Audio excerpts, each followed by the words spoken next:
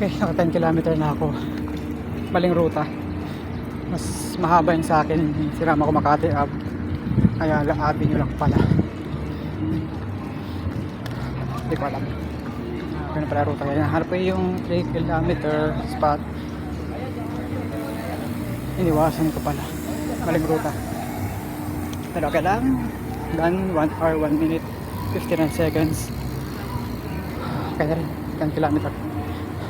Start October 1. Layo ko pa.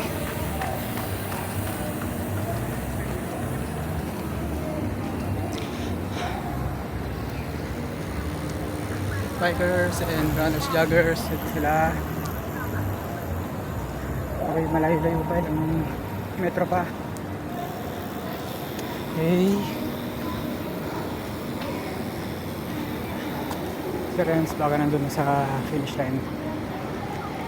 Ang pwede din yung ruta kagaya sa akin.